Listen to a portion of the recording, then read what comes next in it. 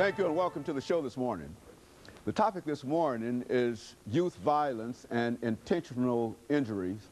And we're fortunate to have with us to talk about youth violence and injuries that are inflicted intentionally Dr. Juarez, Dr. Paul Juarez from Meharry Medical College. And of course, Dr. Juarez is in the Department of Family and Community Medicine, and he'll give us some additional information in reference to that.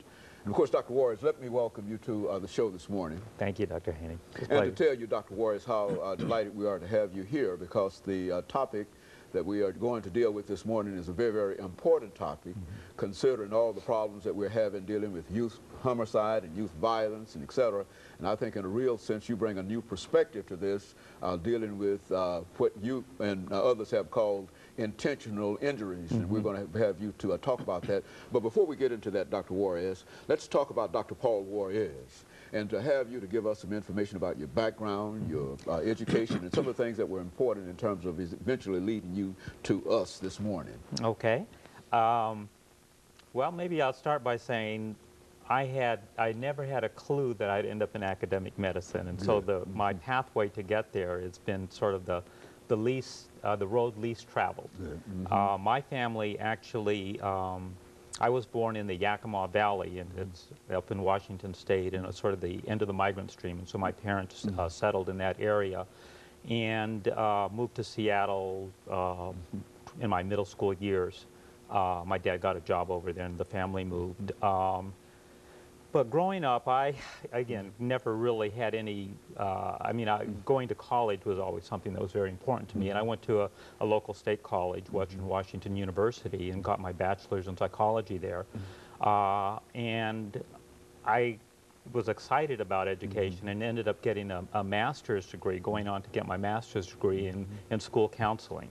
And at that point in time, I thought my career was going to be a middle school counselor. And unfortunately, or fortunately, I didn't last too long, and we had a great program. I love working with young people, but it was very difficult working in a school district. And again, at that time, Yakima was still a very segregated community, and it was a large Mexican-American community, and also a large American Indian. It was on an American Indian reservation, the Yakima Nation.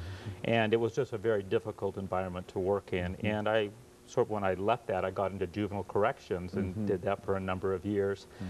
And while I was doing that, actually met a professor from the University of Washington who was sort of precepting some graduate students, who were in a master's of social work program in the Yakima Valley, and I had a chance to meet with them. And he was back in the time with Cesar Chavez and the grapes, and we were protesting and doing marches and all of that at the local grocery stores.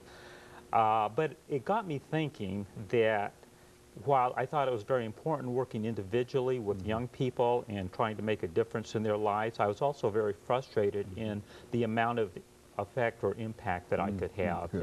And so as I talked more with, his name was Gilbert Lucero, as I talked with Dr. Lucero, he encouraged me to think about getting into a doctoral program. And for me, that was sort of outside of my realm of reality. I didn't have anybody in the family. There were no role models to, but he was very encouraging, and he got me to apply, and I got accepted. And it was a program at a university called Brandeis University. It's in the Boston area, and it was a program in social policy.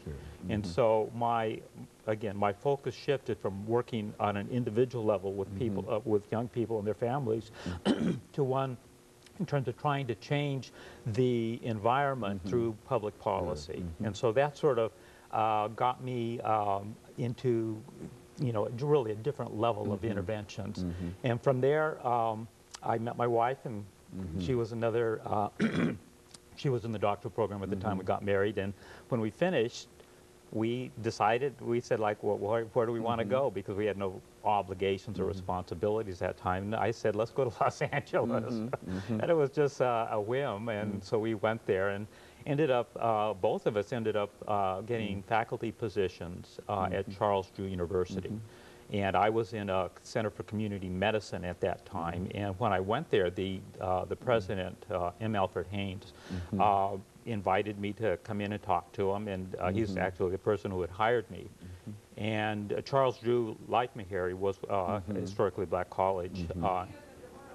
And so part of what he told me is he said, look, the Secretary of Health and Human Services, Margaret Heckler, at that time, said there were 6 areas that contributed disproportionately to minority health. Very good. And of course, Dr. Let's hold that point there as we make preparations for our first commercial break. And then we'll come back and we'll pick up exactly at that point because we think that's very important. And of course, let me take this commercial break and we'll be back with our audience following this very, very short break.